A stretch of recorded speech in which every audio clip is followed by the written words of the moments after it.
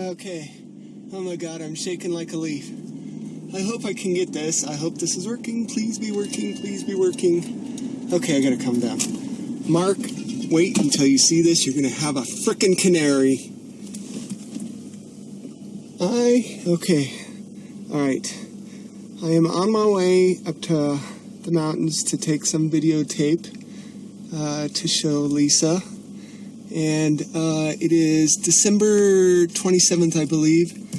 And I believe this is Jewel, and oh my God, I'm shaking. Saw something kind of out of the corner of my eye, just skirting power lines. It was tilted and straightened out and shot straight up into the air. And okay, let me get a better view of where I am. Okay.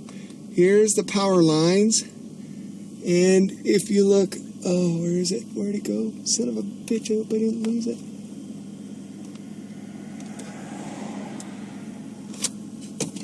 Okay. Pull over.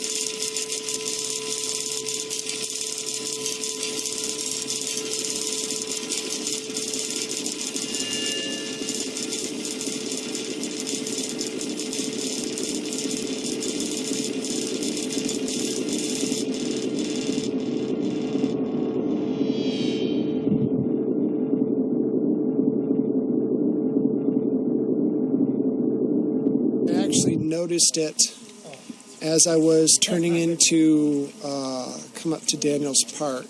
Just kind of caught out of the corner of my eye and didn't really pay much attention to it. But I really got a good glimpse of it as I was coming up there's a steep hill just right before you get up to the top of Daniels Park. And I could see the light emanating from whatever this thing was on the ground, blinking on the ground. It lit up the whole area. There it is. There's the thing that's been following me. Oh shit, what is that? Yeah. But too bad it's so close right here. Where did it come from? I don't know. The girl saw it. It wasn't the girl saw it. They said aliens had no idea what they were talking about.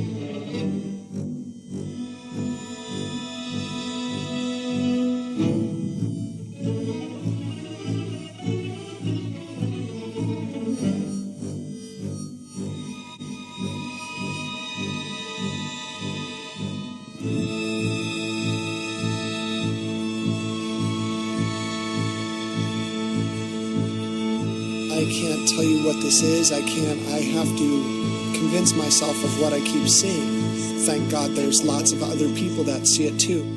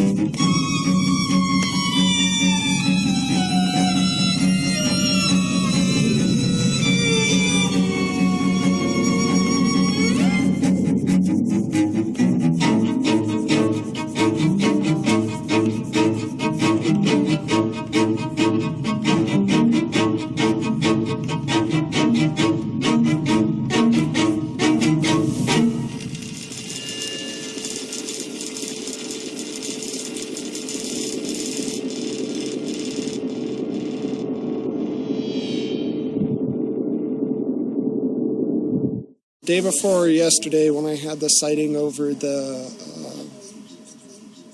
over my work, actually, when my boss first saw it, that night, something must have happened because I woke up in the morning and I had some indentations in my back, and I didn't notice this actually. My sister noticed it, but I noticed that I had sores around my wrists, like I was been roped or had been handcuffed or something. Okay. And it's healed amazingly fast.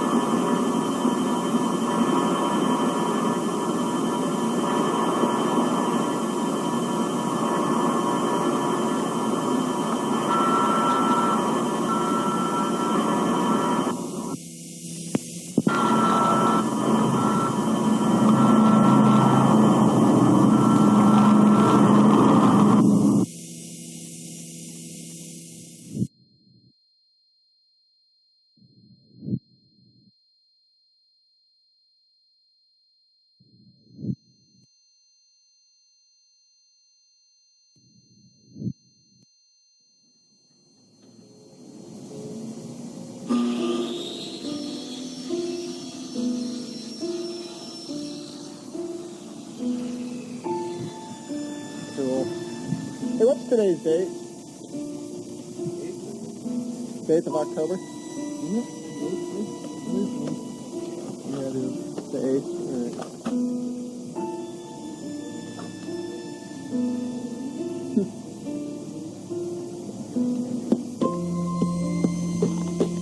I don't know, personally, I think it's a little fishy that something happened and just the next day they come and replace all that siding.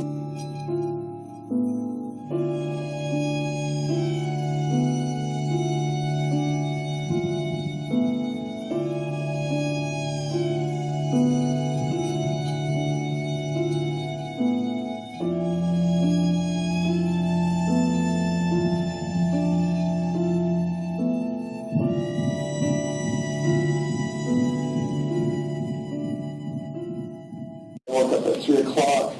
The swimming was gone. The bruising was gone. Everything was gone, and I could run up and down stairs. It was the creepiest thing. So if you lose power when you're sick, the next time everything's really fine? I hope so. We don't know. It's just really odd. We don't know. But where did you get the holes? It's a pattern, right? I mean, it's right in the line. It was there when I woke up at 3 o'clock. Well, I don't know what those, those lesions are on your leg, are they? But there's such a pattern that this, it's hard for me to cover this from any, insect or anything like that. More likely, it could be the pressure. There's no rivets or anything on that immobilizer. The immobilizer's gone. It just disappeared. I can't find it anywhere. It just disappeared? It's gone. You were at the bed? Yes, I did. I went to bed. It's gone. We looked everywhere for it. Where do you live? I want to go investigate this. I don't know. But anyway, your exam is fine today.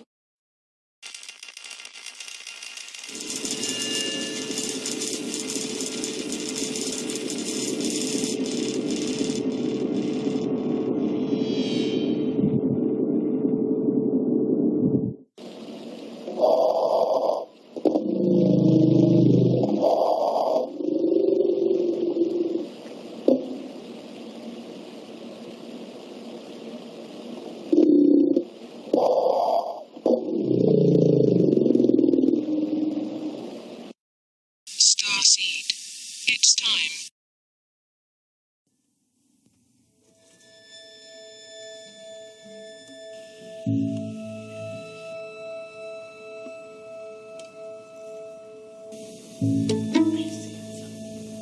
Yes, I am. I don't know what it is.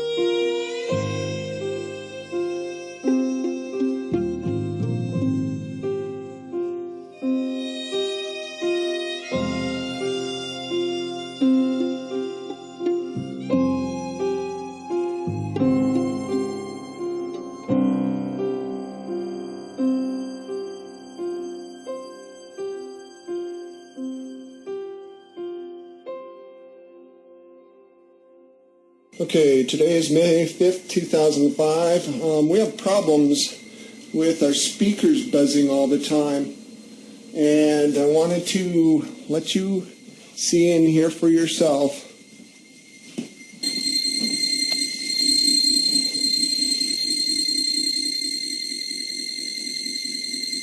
Okay, once again, it's off. There's no power. I'd like to know how the hell they do that.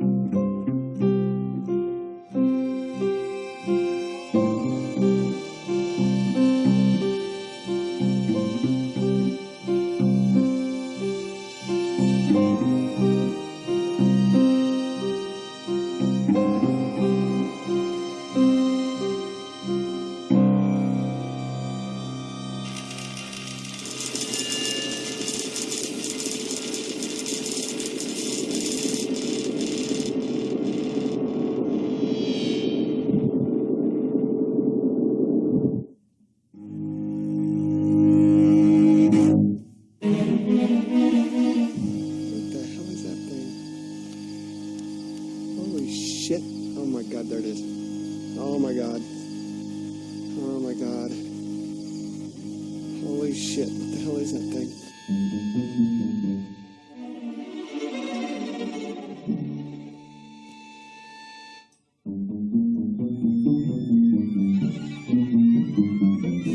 What I got here?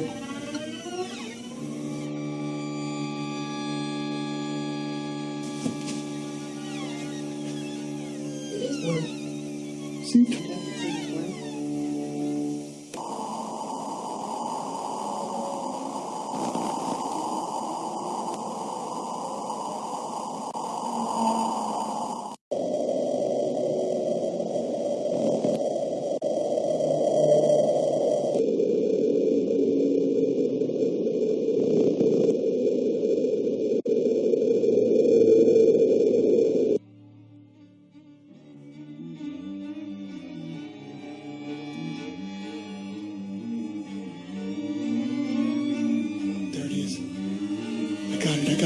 I got it. That's the same freaking orb. I gotta go over here and see if I can get it better. It's the craziest thing. There it is. There it is. There it is. I'm gonna zoom in.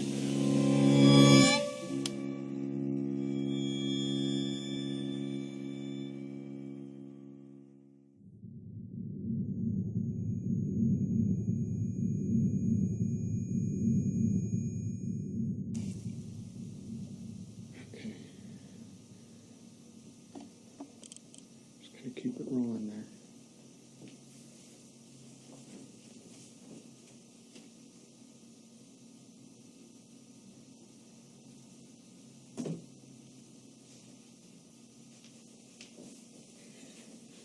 All right, I'm going to go to bed.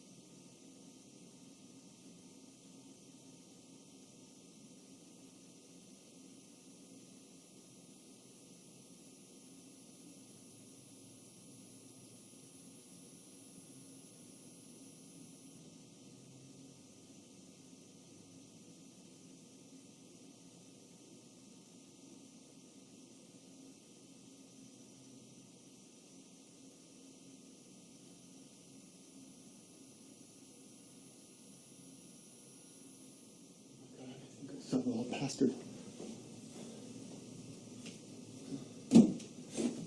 Oh man, what is that?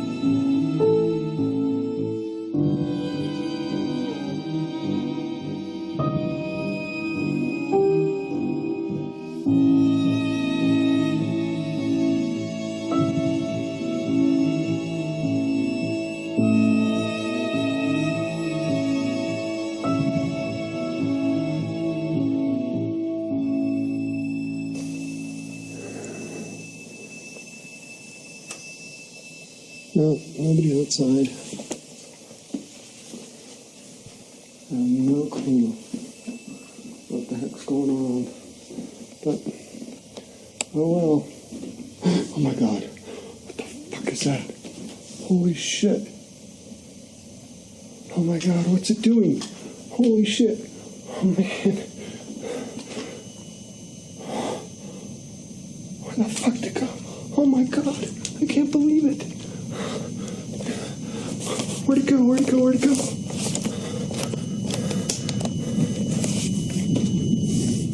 Holy Holy shit. Oh my God.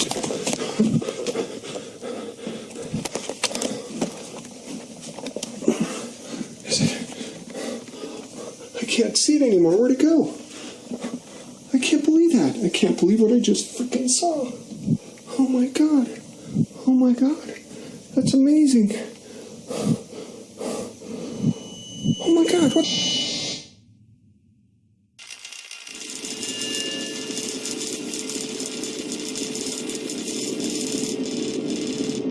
Message delete. Press 7. Reply. Press 8. Save. Press 9. More options. Press 0. Resave. Urgent message. I apologize for being so forward. It did not take us long to get your phone numbers. Our surveillance is mostly for passive monitoring, but it does come in handy. I cannot tell you who I am for safety reasons, but I can tell you that your perceptions of Stan Romanek and his experiences are real. As you have probably noticed, Stan is slightly different. The way he thinks, the way he perceives the world, seems to be a little more advanced than usual. The interesting thing is that Stan has no idea who he really is. Okay, Lisa, hit the button. One old message. Hello, Stan and Lisa. My intention is not to scare or alarm you, but to warn you. It is great that you are back in Colorado, but Colorado Springs was not a good idea. It seems you have moved into their backyard. Now it is easy for them to get to you. I know how stubborn you are, Starseed, but please heed this warning and know that Lisa and the children are at risk also. Now listen, Starseed. You know you are different. Follow your instincts and stay alert. This is too important. Soon it will all be revealed. And Starseed, do not be afraid of what you are.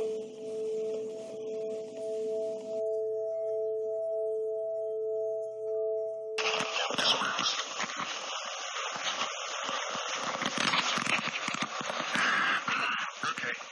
Sorry about that. Someone was at the door. That's fine. It's nice to get to talk to you, Starseed. Who is this? Who I am is not important, but let's just say it's someone with your interests in mind. My interest in mind? You have my interest in mind. Why don't you send money? Money. Money can be tracked. You're smart. You will be fine. Just stop being so stubborn. Stubborn?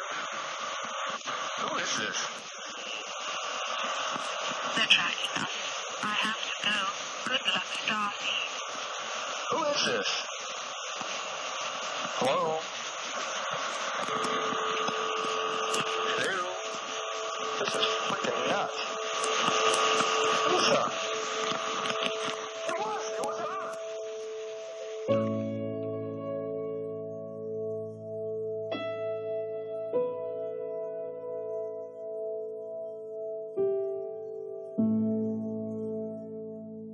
I keep hearing like some weird ass thing in the background. Like a mumbling. Or something. Yeah. Are you still there, Heidi? Yes, I am. What the hell was that? I don't know. That was really a neat sound.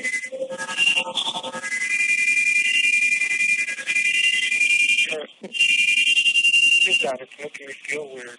You hear that, Stan? Real? Feel weird. Just stay on. How do you feel weird? Hello? Heidi, I'm here. Did we lose him? Stan? Let me bring Stan back in, okay, Heidi? Okay. Hang on. Okay. Are you there, Heidi? Yeah. Okay. Hey, April, is Stan there? Yeah, he's on the floor. He passed out.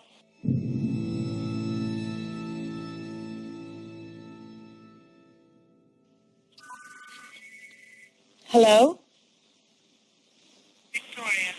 Yes. Please tell Starseed, we are sorry. We did not mean to affect it that way. It is to help him transition into the next step.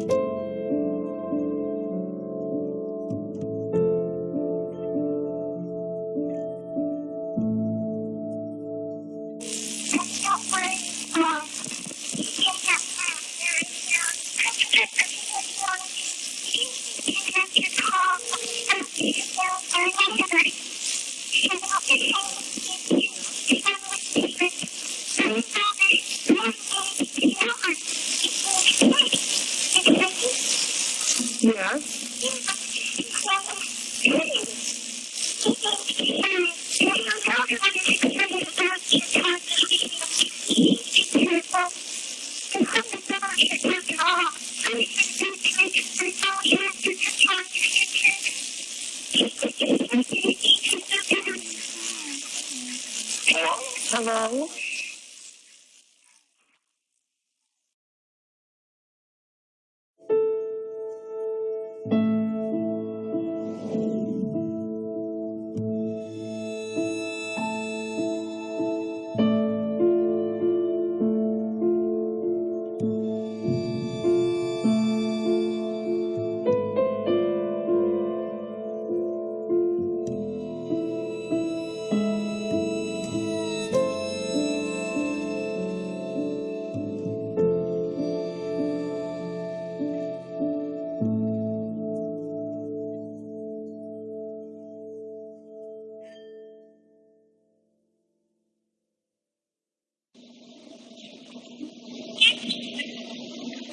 Yes? Hi. We can hear you, this is Kilma. Kilma, hello. Kilma, are you there?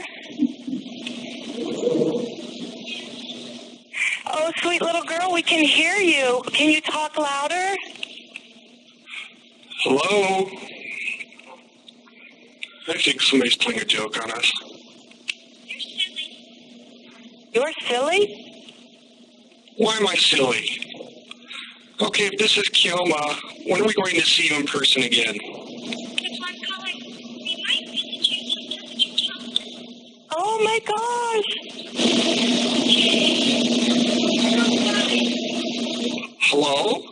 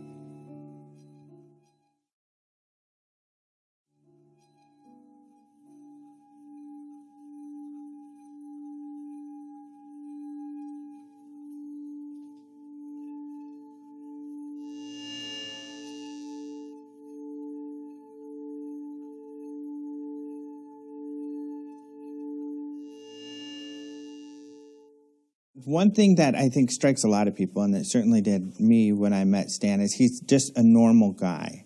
He's almost like a barometer, and and when things around him change, it really affects him. My first thought was that he was highly sensitive, highly aware, what I would think of as the artistic personality.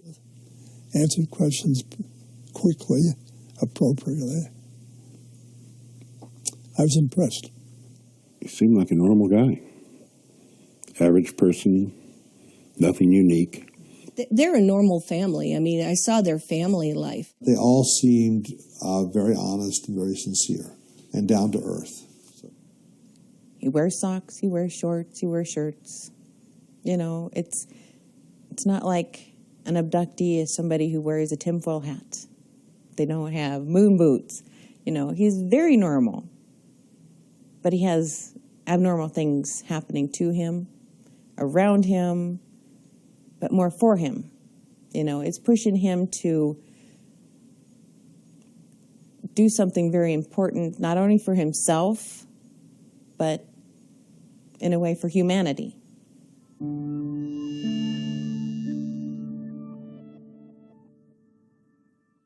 Well, I grew up in a military family, and, you know, we moved around quite a bit. Not as much as most, but I had the added discomfort of suffering from severe dyslexia. And in those days, I didn't know much about my learning disability. And they don't even think it's a learning disability anymore. But I was always put in classes with, you know, in special ed classes with the retarded kids. I remember I had a teacher make fun of me in front of the class and then grab me and throw me in a closet and lock me in a closet and said, "This is where we put retards." And yeah, it was terrifying. It was horrible. It was a horrible experience.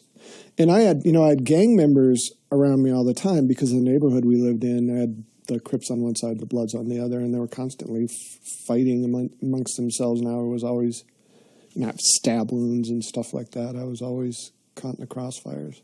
And they used to pick on me a lot because, number one, I was the only white kid. Number two, I had a learning disability. And I had to learn to fight because of it. Everybody beat me up, and then I started beating everybody else up, including the principal of the high school I went to. So it wasn't good. I was kind of a punk. And just because I was kind of angry at my life, because of all the constant violence and all the, having to deal with everything that I had to deal with, I was frustrated. I calmed down somewhat and just kind of found my own way. When you look at that past, did it make you a better person? How did it help you? I honestly think certain people are chosen for certain things, and I had to go through what I went through so I could understand the human condition. So the role that I play now, without that understanding, I couldn't, the message that I have, I couldn't give the message out correctly, I believe.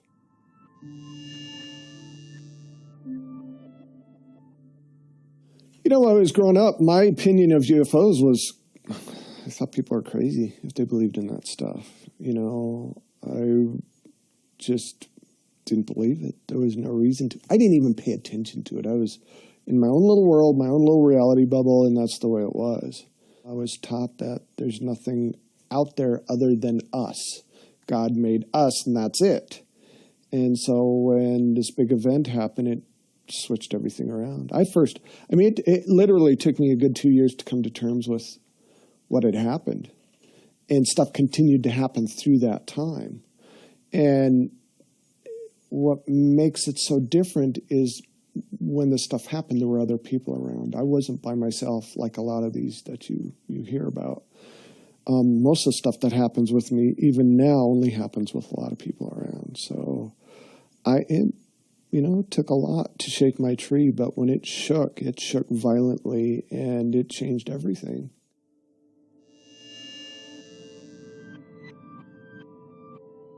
My first official sighting happened December 27th of 2000. I'd met my wife online. She lived in Nebraska. I lived in Colorado. I wanted her to come visit me, so I thought, good way to do it. I was going to videotape the surrounding scenery and the skyline of Denver and, send her a little care package with flowers and chocolate, stuff like that. I decided to go the back way up to the mountains, and there were cars pulled off to the side of the road. Must have been 20, 30 cars pulled off the side of the road. And all these people had gotten out, and they were staring at something above the power lines that were off to my left, or I should say off to the south. And as I was driving up, I'm trying to see what they were looking at. It looked like some kind of weird silver hot air balloon. And I'm thinking, that thing's going to crash into the damn power lines. And as I got closer, it's like, wow, isn't that the strangest hot air balloon ever? I got my video camera and started, trying to videotape this thing. As soon as I rolled down my window, this thing acted like it noticed me somehow. And it was actually tilted forward, and it was moving along the power lines, and it reorientated itself and literally shot to about 1,000 foot. Before that, it was maybe 100 foot off the ground, just right above the power lines. And again, 30-foot diameter. This thing wasn't small.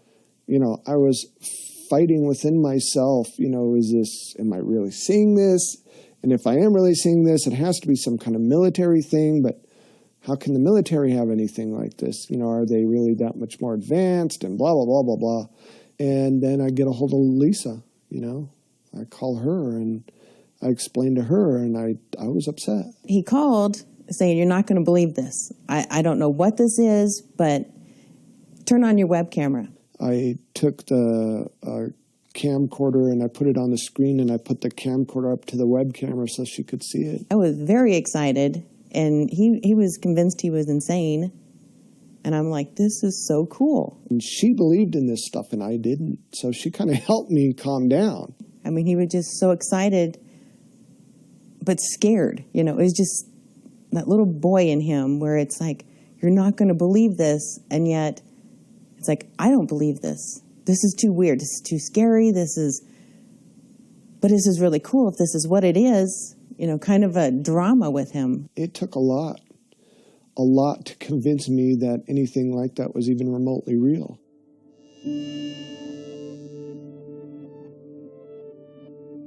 2:00 in the morning, maybe 2:30. And they must have been knocking for a while because I'm a heavy sleeper, but they knocked long enough that it woke me up. And first thing I thought is maybe my friend ran out of gas and he had to walk back. Maybe it was the neighbor, they were drunk. I wasn't sure.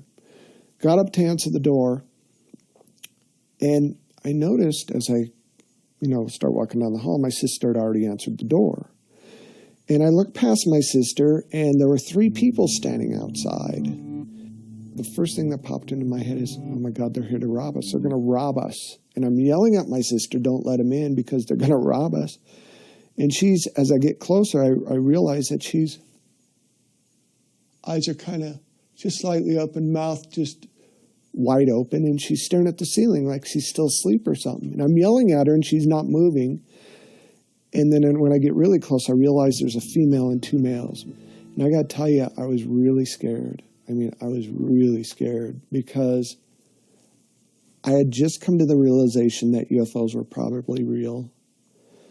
But I didn't really think about the fact that something had to be driving these UFOs and that they might not be human. And then now I'm being confronted with this reality that there's something at my door that isn't human. And let me tell you, it was really quite disturbing to me.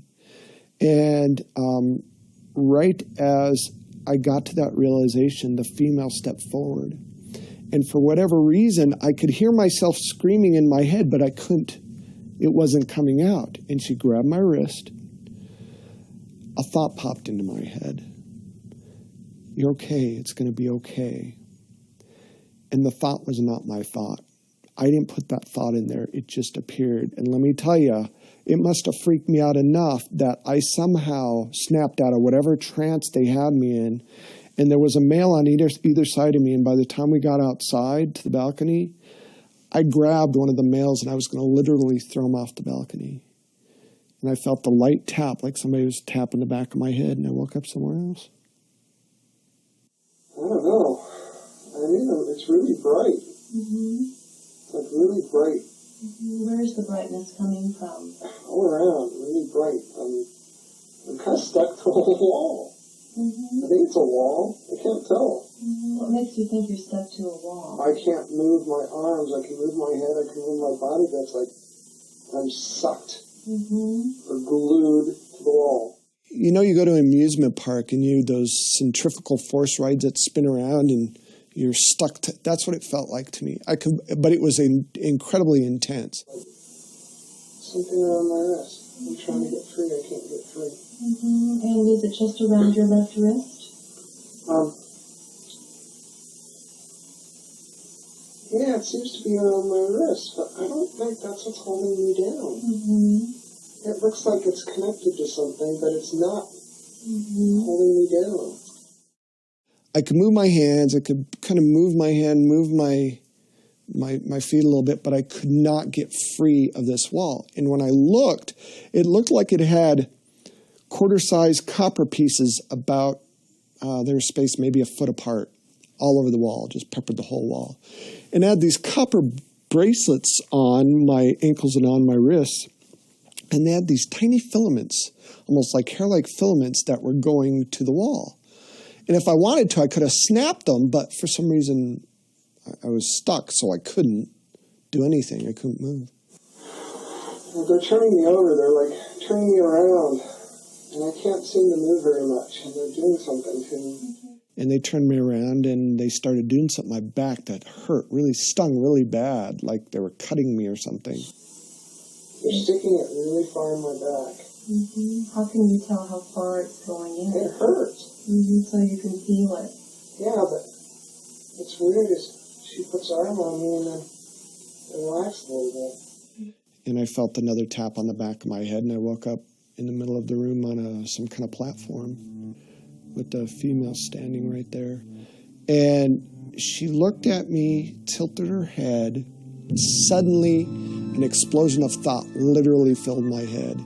It was so intense, it knocked me over, and I almost fell off the table. And when I came out of this shock, she stepped back. She quit doing whatever it was that she was doing. She stepped back as if to say, okay, you poor, stupid, little, insignificant thing. We're going to try this your way. Image after image, thought after thought, visualization after visualization just filled my head. It was then that I realized whatever this thing was, it was way more advanced than me. He has that experience. He calls you up. What is that phone conversation? Phone call was basically, I had the weirdest dream. He said, but it doesn't make sense because I have all the hairs all off my wrists and I have these sores on my back. I was trying to be the analytical one, it's like there has to be a reason for it. It can't be that aliens came in and abducted you. And he's like, well, I know it was a dream. It was a dream. Aliens aren't real. And then he called me back because he's like, I'm going to go. And he called me back and he goes, it wasn't a dream. I know it wasn't a dream. I fell apart. I started crying and shaking and freaking out. It's like, oh my God, because it made it real. It made this whole thing real. This really happened to me.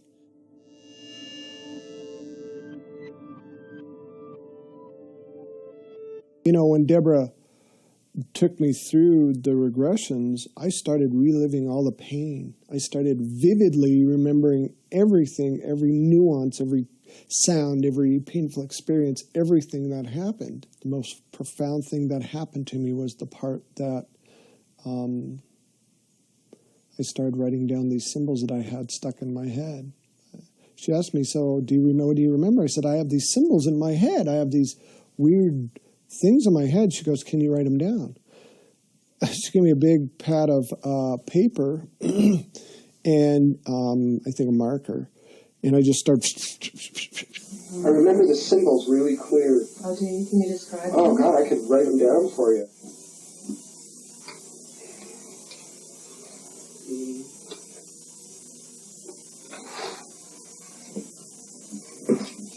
These are the images that I got in my head.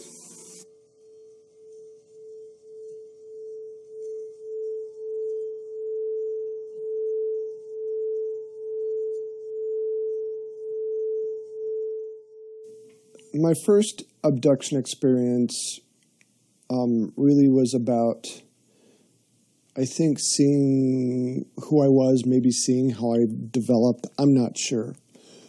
The abduction experiences after that seemed to involve reproductive stuff.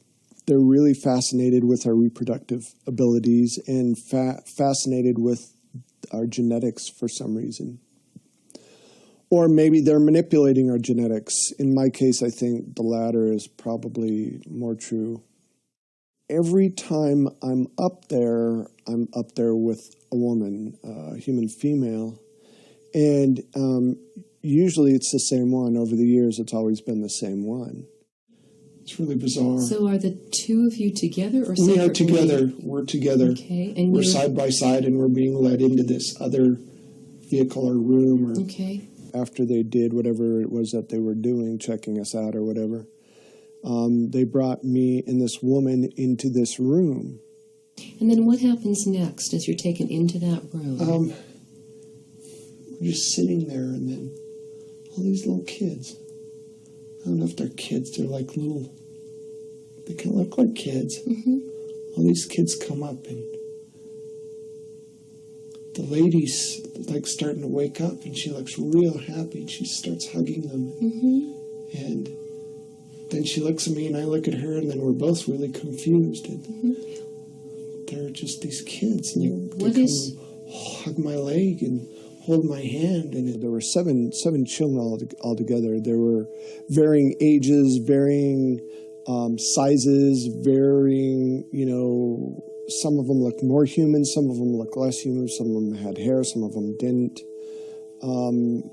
And I'm looking at these children, and I'll never forget.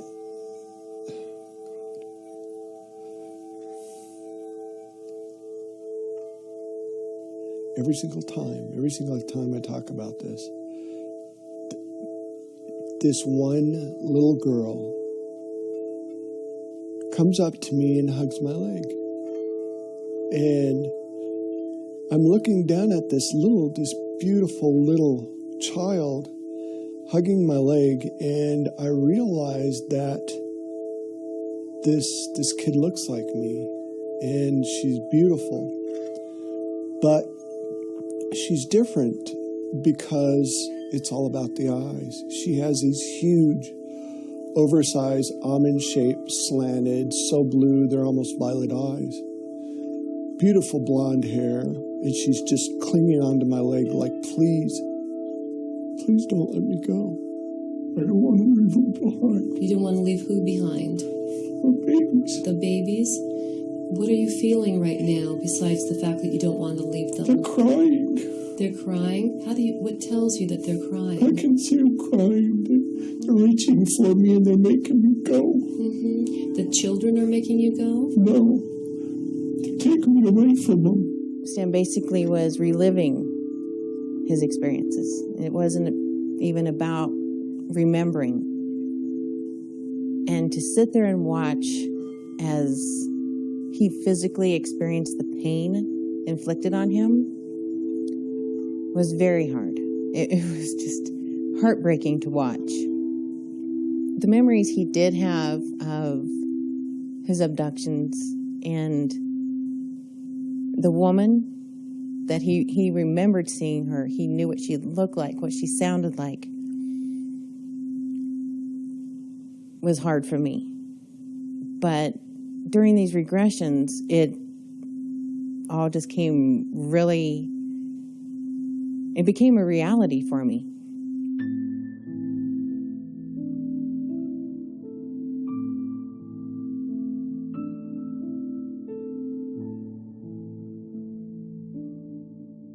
They kept looking at her, and Lisa watched me, looking at her. She goes, what's up? And I said, I know her from somewhere. I mean, I don't know where I know her from somewhere. And then it hit me like a lead balloon, like a ton of bricks. She was the woman I was with all this time, every time I was taken. It was the same woman. And we became very close friends. And it got to a point where it was kind of hard for Lisa because we had this weird connection, me and Victoria, this bizarre, unnatural connection. I was so wrapped up in the case and learning about it and learning what my role was in it and experiencing so many things around me that I wasn't focused on Lisa's feelings. When he found Victoria, that was really, really, really hard for me to deal with because I knew she was real. I knew she existed. And in some ways, I prayed that he never found her.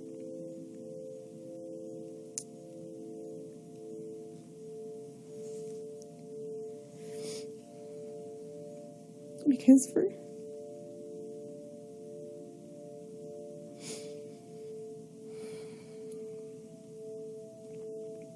6 years, I worried what would happen to me.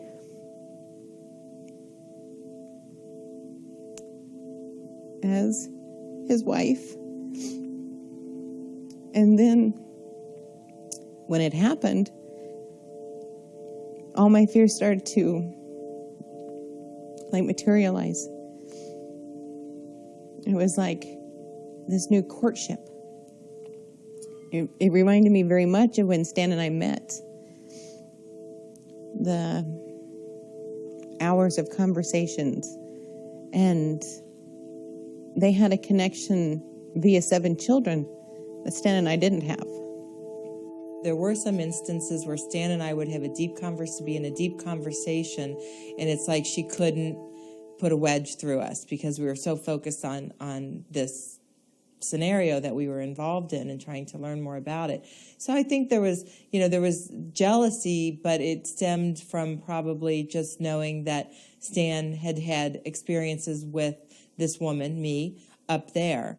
Victoria and I mean, we had some rough spots where my jealousy and my anger was very evident to anyone in that house. We'd get together and the two of them would disappear and I would flip out. I mean, I would just be furious because when I voiced my concern, it's, oh, you're imagining it. It's like, don't put it off that I'm imagining anything. I see what's going on in my house, and I'm not okay with it. I don't know how I would have acted, but she always held herself in complete poise in class. And, I mean, there were a couple instances where she'd, get, you could tell she was hurt or bothered, especially if he and I would go off to the side and be in this deep conversation, and she'd be looking for him, and we're sitting out in the front yard talking. And then I started understanding, not liking it, obviously, but understanding that here's these two people that were put together in these terrifying experiences. And they needed each other to figure out what had happened. I just wanted them to do it around everybody else, not so closed off. So my jealousy wasn't like crazy, and I wasn't worried constantly that tomorrow is the last day of my marriage. What she has gone through is such a difficult emotional path, and she has been able to do it with grace and keeping her head on and keeping her marriage together.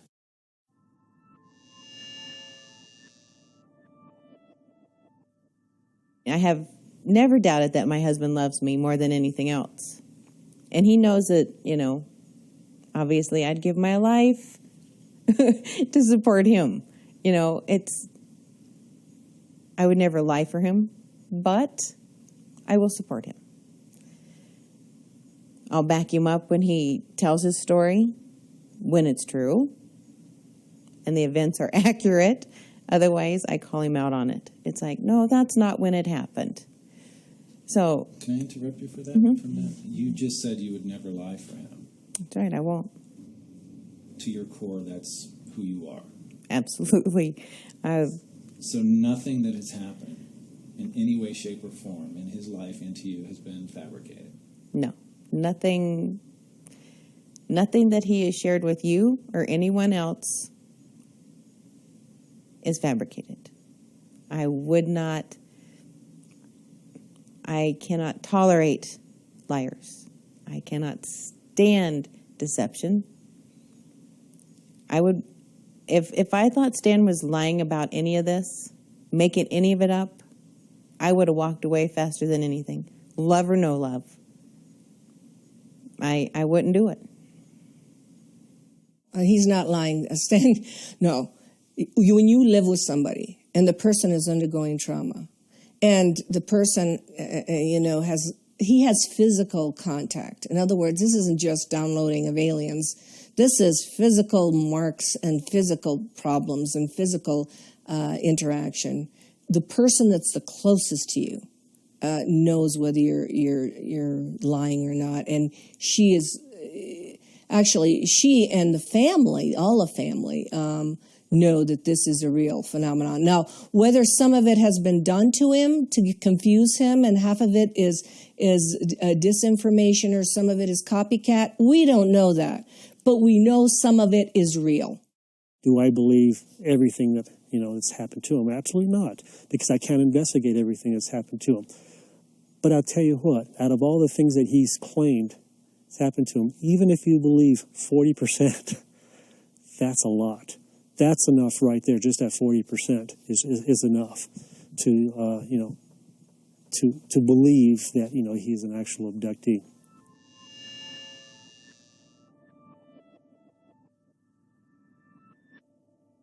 This light just explodes onto the ground right next to the house and starts coming up towards where the video camera is bolted to the side of the house. And you see these what look like soap bubbles start flying around, and it almost looked like there's a little bit of steam coming off the grass when the light hits the grass. And then pretty soon the video camera was taken out, and I came back with a bloody nose and peeing blood. And later that morning when I woke up, I went to go check to see why the cameras didn't, why the cameras stopped working.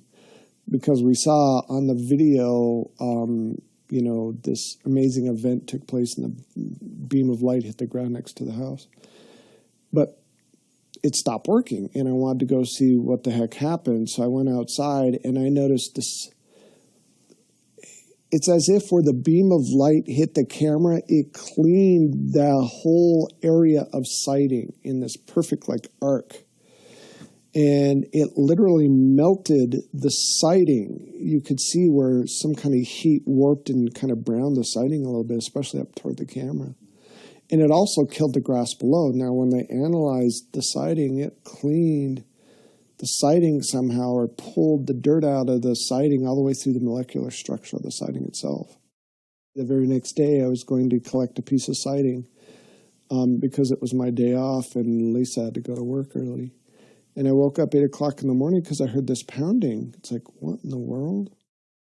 I went outside to look, and there were two guys had taken down my surveillance camera and laid it in the grass, and they were replacing the siding of my house. I was pretty upset that they touched my surveillance camera, and what the hell are they doing replacing the siding? I tried to get a hold of the landlord, but the landlord was on vacation, and I asked these guys, what the hell are you doing? Well, your landlord wants us to replace your siding. So I had no way to check right away, so I let him do whatever. And I go, well, I want a piece of the siding. And I started rummaging through, and they got really irate. They said, no, absolutely not. We got to keep every little piece of it because we got to prove to your landlord we replace the siding. I knew instantly that there was something fishy about that whole thing. Well, about not quite 40 minutes had passed, and all of a sudden I heard a shop vac going. Well, I came running outside, and they were shop vacuuming the yard, and when they weren't looking, I grabbed a piece of siding. Even before then, I went and got my video camera because I wanted to videotape the whole incident because I didn't trust what was going on. And it's weird because they wouldn't look at me. I got them to tell me what date it is and made small talk, and they didn't even look at me to see that a video camera going. They just refused. They always had their back to me, constantly trying to turn their back. And when I purposely walked around to face them, they'd turn away. And so I grabbed a piece of siding, and after about 45 minutes, they shot back the yard. And I thought they went to lunch and were going to come back. They disappeared. It says Bob Siding from Grand Island, Nebraska on the side of their truck. And all they replaced is where the UFO beamed my surveillance camera. That's it. And when I called the landlord said, I didn't ask for them to side the house. Why are they siding the house? I hope they don't charge me. So, and then the investigators looked up Bob sighting from Grand Island, then there's no such thing. No such thing.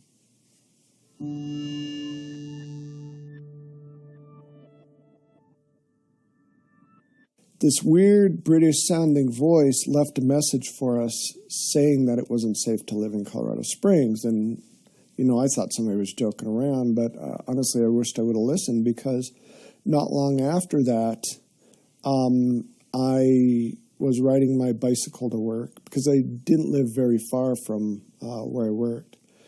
And this black SUV kind of pulled up alongside of me as I was riding, and I heard them say something. It's like, oh, great. You know, some militaries, drunk military types trying to start trouble, because there's a lot of military bases in Colorado Springs. Well, I ignored them and kept riding. They were stopped behind a car at a stoplight, so I just went up and over an embankment and drove into the parking lot where I worked, and I was going to go around the building to lock up my bike. Somehow these guys knew exactly where I parked my bike, because they found a back way to get into the back parking lot where they cut me off. It was the guy on the passenger side gets out of the car and says, "You need to keep your mouth shut." And I look at him, I said, "I didn't say anything to you." And I knew these guys were going to start trouble, and you could tell they were definitely some kind of black ops or military just by the way they looked. He started shoving me, and I kind of fell off my bike a little bit. And I heard him talking about the alien stuff, and I said, "I can't shut up about this stuff. That's ridiculous." And so he started swinging, and we got into a tussle. And, you know, I grew up in southwest Denver, so I kind of know how to fight a little bit. And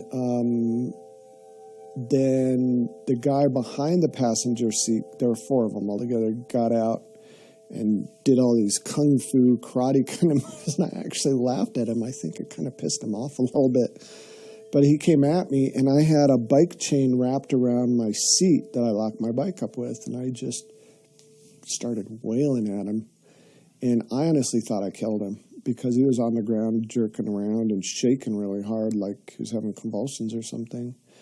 And I felt this intense kind of weird tickle pain thing on my lower back, and I hit the ground. And as this was going on, people were driving by watching this happen. Somebody called the police. The police were there almost, within 5 minutes of these guys picking up their buddy and throwing him in the van, their whatever SUV, and taking off. Come to find out, they actually tased me. And that's why I fell to the ground. And one person tried to follow them and lost them. So there was a police report made, and ended up with a broken wrist and a broken nose. And, you know, I wished I would have listened to that call.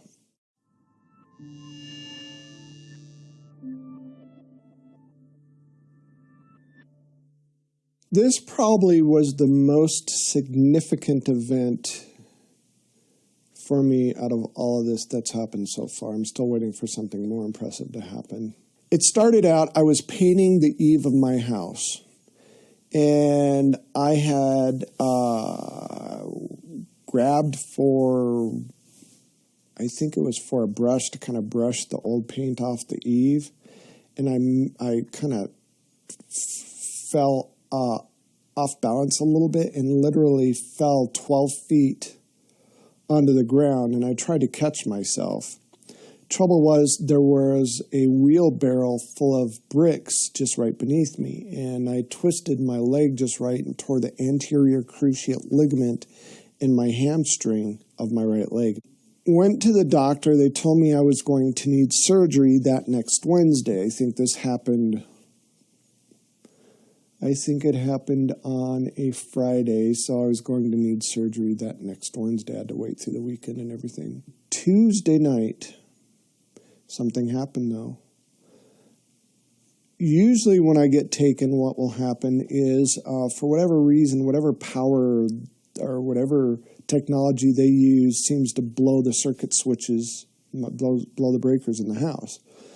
So Lisa woke up in the middle of the night because I was gone and all the breakers were blown. She could hear the breakers go or something. I don't remember exactly what woke her up. But when she tried to find me, I was completely missing. I was gone. I was nowhere to be found anywhere. She looked everywhere for me. She eventually got all the breakers flipped back on, all the lights back on, and she came in the house, and I was standing kind of dazed in the middle of the living room. Now, to me, I woke up and I was looking for Lisa. In reality, I was already missing, and Lisa was looking for me.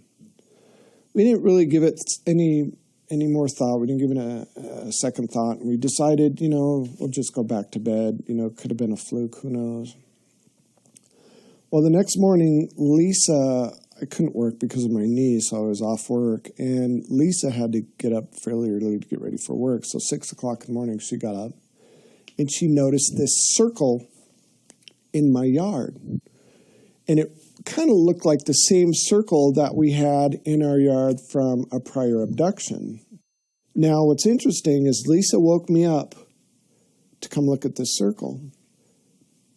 And she was looking at me weird, and I walk up to the window, and I'm looking. I said, that's just crazy. How'd that get there? And Lisa goes, do you notice anything different? I go, yeah, there's a damn circle in our yard.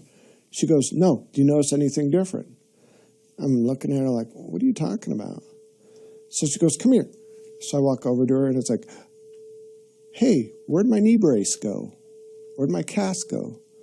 And how come my knee doesn't hurt anymore? And how come it's swollen anymore? And why in the hell do I have 5 holes in the back of my leg? There was hardly any bruising left. My leg felt a little stiff, but after a while it stretched out. No pain whatsoever. Well, they found my knee brace a few hours later when the researchers came over on the side of the house, literally melted into some bricks, including the aluminum rods were all melted. And bits and pieces of it were found in the field behind our house, and some of it on the swing set that was in our yard, as if this thing was thrown out of some high place and it just landed on the side of our yard. Well, the funny thing is, I had to call the doctor to explain why I didn't need surgery. And I remember calling, and I left a message for her, and she called me back because she was off work. She called me back, and she said, Stan, I understand you're really frightened about getting surgery. But if you don't get this surgery, you're going to be a cripple the rest of your life. You'll never be able to use that leg again. I said, look, I can't explain it, and I wasn't about to explain that I was taken by aliens and they fixed my leg. There's no way I'd say that to her. She'd think I was nuts. I said, I'm just going to have to prove to you I don't need surgery anymore. She goes, all right, I'll tell you what. I'm not at the office right now, but my associate's in the emergency room. I'll call him, set it up. You go see him in the emergency room, and he'll tell you the same damn thing I told you. It's like, okay, fair enough. Well, I went to the emergency room, and my wife brought a tape recorder, and we recorded the whole conversation. And this guy had no idea how it was possible that I went from having a torn ACL to not having a torn ACL. And what kind of miraculous thing could have done this? At first, he said those holes in the back of my leg could be bug bites, but then there's no rivets in he didn't have any explanation. And then he suggested that we call the Ghostbusters to come figure out what was going on. And I never told him anything about the ET stuff. He just assumed.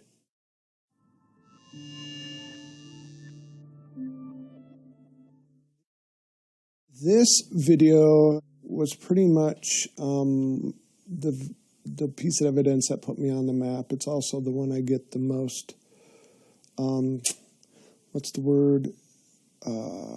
most crap for, basically. The debunkers and the skeptics just will pick that thing apart. How it originally started, I got married, moved to Nebraska, and I was living in a town called Kearney, Nebraska. And I was watching TV and got up to get a drink of water when I noticed movement outside of one of the windows. And it's like, why the hell would somebody be looking in our window late at night? And then the first thing I thought was, oh my God, we got a peeping Tom trying to see my stepdaughters. This literally went on for months, good 3 months, maybe 4. Called the police. Neighbors knew about it. It got so bad we set up little booby traps outside. And every time, we heard a noise, we had a bat by the door and we'd run outside. But nothing. One day, one of the researchers said, hey, you've got a Sony Hi8 camcorder with night shot on it. Next time you see movement out of one of the windows, grab your tripod, put on a tripod, point it toward that window, and see what you can catch. Well, it happened, and I grabbed my camcorder and put the camera on the tripod and pointed it toward that window.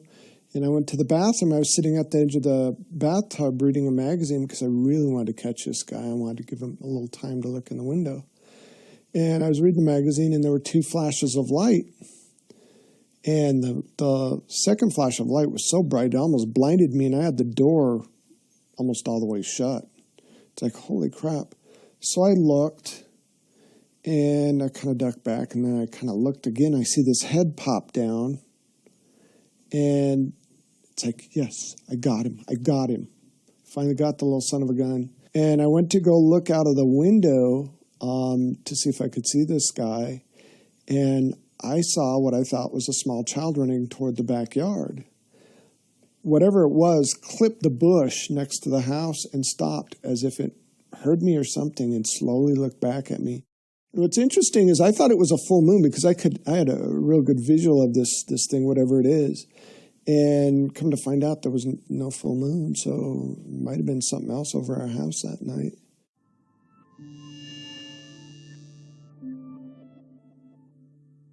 I was kind of staying away because my stepson had friends over for a sleepover. I didn't want him to get in trouble. And I woke up because I heard a noise. I had one eye open. And I'm sitting there going like this. And I see a naked figure run into my kitchen. I'm thinking, what in the heck is my stepson doing? I thought his friends dared him to do something. And I was going to go find my camera to blackmail him because I wanted to catch him on camera. I went upstairs and they were still asleep. I kind of woke one kid up. Opening the door, I said, I heard a noise, and then went back to sleep. Went back downstairs, made sure, there was nobody messing around with me. I was just about to turn off the camera when I see this figure looking at me through the sliding glass door, blinking, moving. It's like, that's got to be somebody in a costume or some kind of puppet or something. I got closer, he closed his eyes slowly, and as if he was trying not to make a sudden move, he slowly just moved off to the left and disappeared. It's like, holy crap. So I'm looking outside to see if, there's somebody holding like a puppet or something, and there's nothing. I went to the kitchen, and there were maybe 3 flashes of light that you can see reflecting off the windowsill of the kitchen. And I woke up on the ground 45 minutes later, only remembering seeing the flashes of light. I didn't remember actually being in the window till I looked at the VCR.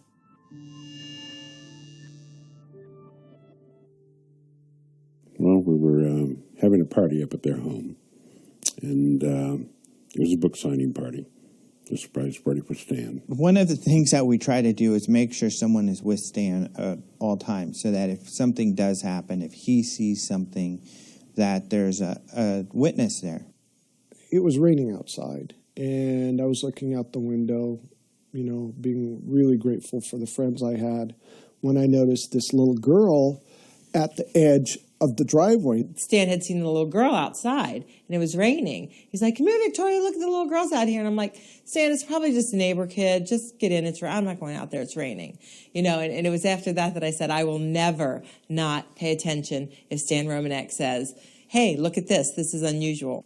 I had my porch light on, and it illuminated the yard up enough that I could see this little girl standing in a gray jumpsuit at the edge of the driveway. She had dripping wet hair, and I'm thinking, it's 9 o'clock at night, it's raining, this girl's wearing a jumpsuit. What parent in their right mind would let their little daughter out in the rain like this? And why is she wearing a jumpsuit, and why is she staring at me? I remember Stan going outside. He said he wanted to go outside for a little while. And it was kind of funny because then my friend Rick comes over and he goes, "Where's Stan?" And I said, "He went outside." He's like, "Is he alone?" And I said, "Yeah." He's like, "Oh, I better go." Damn it. Let me know whenever this happens. So I went outside immediately. I was looking for a flashlight. All I had was my camera, and I was using my camera as a flash because I wanted to see what this little girl wanted, and she ran away again. And it was by chance that I clicked the camera just in time to get a picture of her looking from behind a tree, looking out from behind a tree. And I was so dumbfounded and amazed by this picture. All I could do was sit there and stare at it. He had an odd look on his face, just dumbfounded. And I joked with him. I said, "Hey, Stan, how are you? Doing okay?" He didn't respond. He just he stared at me.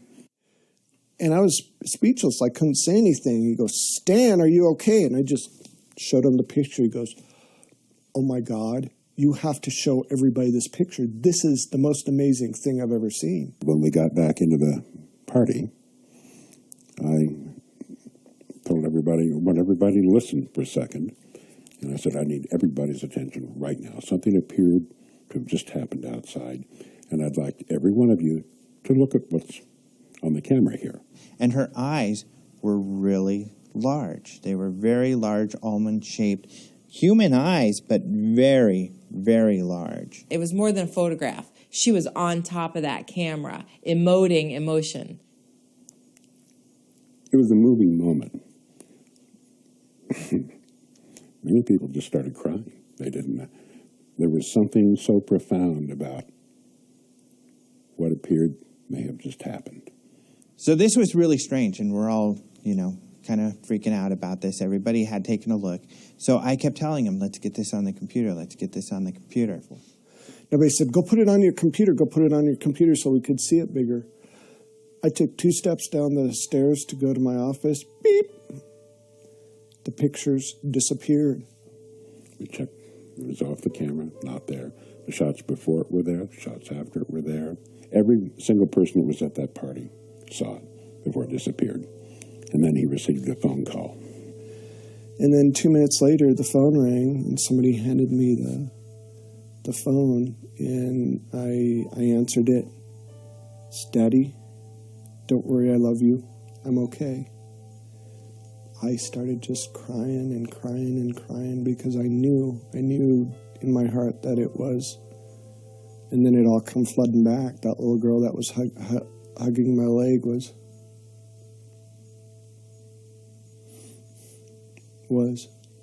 the girl that was there at the party.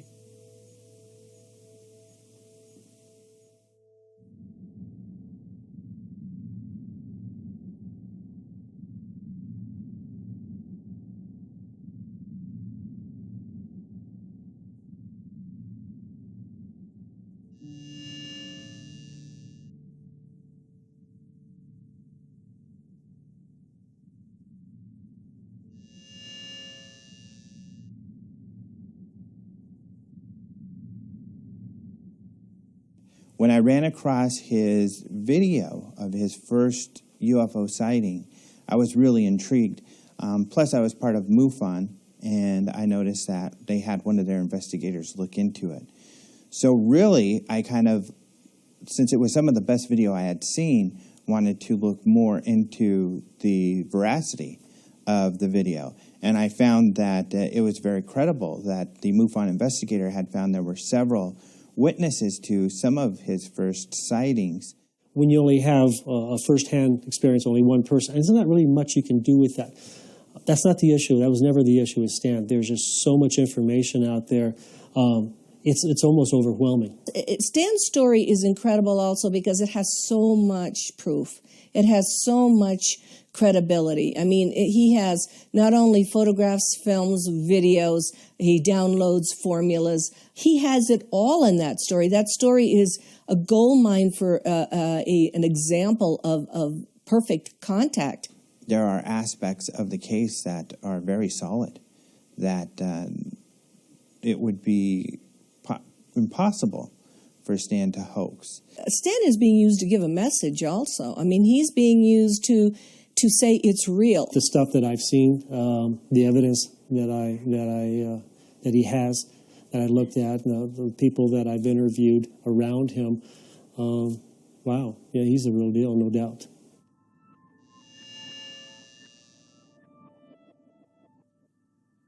My name is Claude Swanson. I'm a physicist. Undergraduate degree in physics, MIT, class of 69. PhD in physics from Princeton, class of 76. I did engineering consulting with the government through consulting companies for 20 or 30 years. What got me into physics was my real true love, which is what's called unified field theory, which is like the theory of everything. It's like the deepest questions of science, how things really work. For me, the enduring thing is that if you put together this particular set of equations, you'd have to know a lot about physics. Okay, and from what I've seen of Stan, he doesn't. You have to know a lot. And there aren't many people who would be smart enough to be able to choose these particular equations and put them together. Most people would pick a random set of equations, or they pick something that looks complicated, that maybe has no meaning to it. These equations actually relate to propulsion and faster than light travel. I mean, I think one thing that they give is a sense of credibility to Stan. That if these equations are beyond what he could come up with on his own, then they are an indication of a higher intelligence interacting with him. The more I have looked into them over the years and the more I've figured out different pieces of it, the more impressed I am that they seem to actually describe how they do some of the things that we find anomalous, how they go faster than light, how they get from some distant star to here. In our current science, even maybe 20 years ago, those things were viewed as impossible.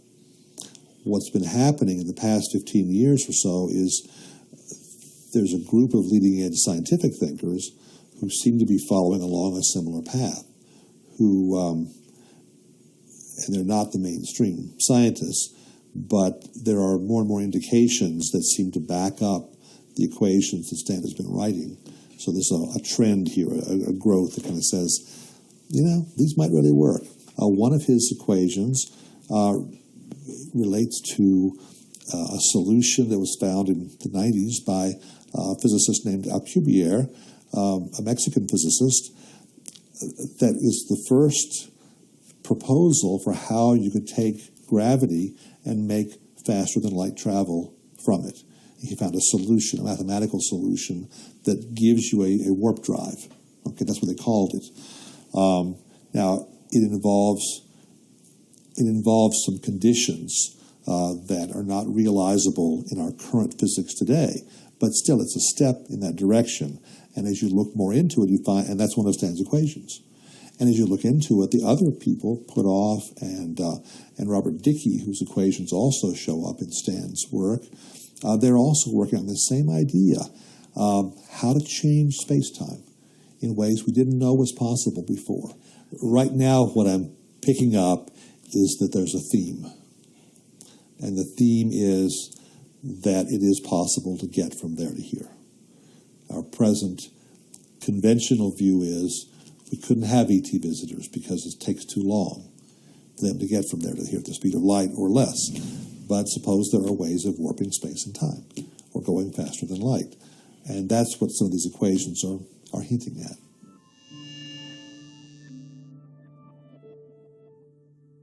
My first name is Stanislav. My middle name is Gergely. My last name is Ojak. I have a PhD in clinical psychology, and I have a background in engineering, architecture and design, industrial design, and education, headmaster, private school for gifted children. I administered, with his agreement, with no one else around. His wife was in that building, as was my wife. It was a home of a mutual friend. There were about 5 other people, and they're in the remainder of the house, and we used his office. The doors were closed, very private. I asked him a series of questions to determine, from my interpretation, his coherence, his intent.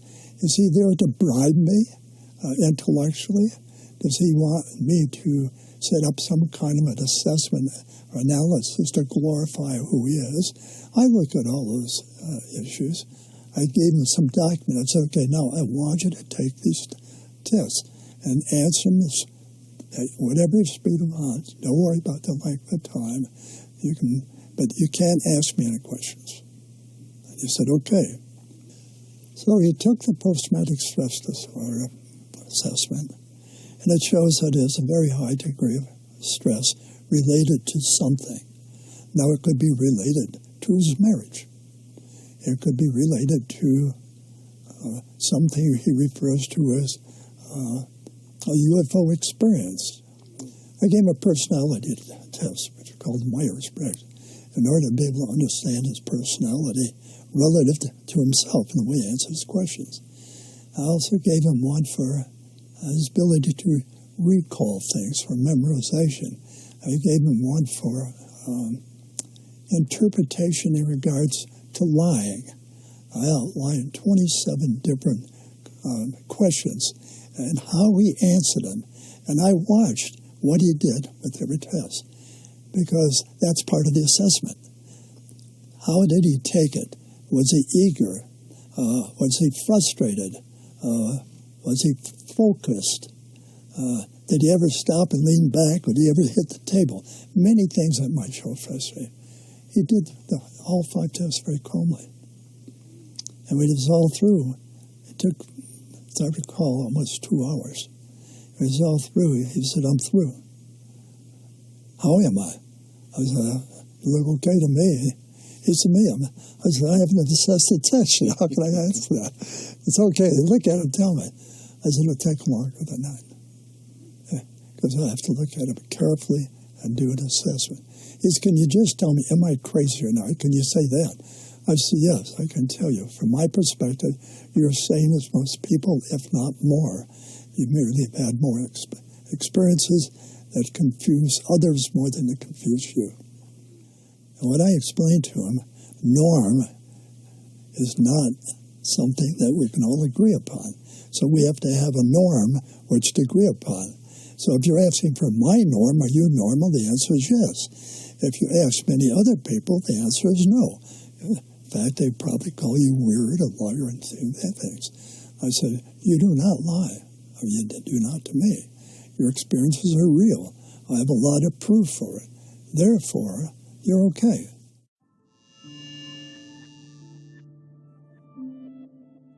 My name is Leo Sprinkle, R. Leo Sprinkle, Ph.D. I'm a counseling psychologist in the state of Wyoming. I teach self-hypnosis to people who wish to learn the techniques, not only to relax the body, but to focus the mind. So from a standpoint of general mental health, these techniques are useful. Some people may not like the word hypnosis, so if they don't like the word hypnosis, let's use meditation or daydreaming, image rehearsal for athletes, goofing off for teenagers. The task is to assist a person to recognize that within each person is more awareness, more knowledge than he or she may consciously be aware of. So on a scale of 1 to 10, with 1 being insignificant, 10 being the most significant ever, where does Stan's... 9. Stan's case is important from the standpoint of everyday people who want something that they can put their hands on. There's a photograph, here's a telephone call from an electronic voice that can't be traced. Here is a equation that the physicists are puzzling over. That kind of information means that Stan, as a person, doesn't have to be honest, doesn't have to be nice, doesn't have to be likable. he is nice and he is honest and he is likable, but he doesn't have to be because he's got all this information around him. He has been willing not only to share the photographs, the films, the phone messages, he's been willing to work with other people and write books and to create film so that not only his story, but the people who are with him, their stories are being documented and being shared.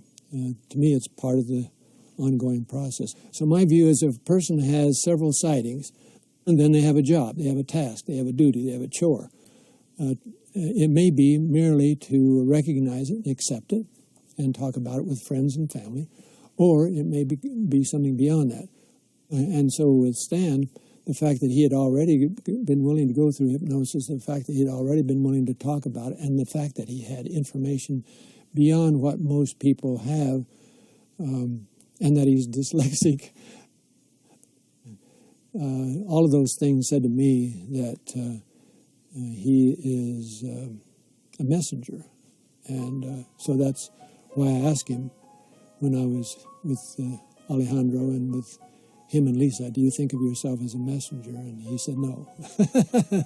But as he talked with his wife and as he went on further, then he began to realize he may not think of himself as a messenger in the sense that he has a message. But it's just like when I was a 10-year-old kid, 5 o'clock in the morning, I'm riding my little bicycle and I'm delivering newspapers. I don't know the reporter, I don't know the editor, I don't know the publisher. I'm just delivering the news. And he's delivering the news.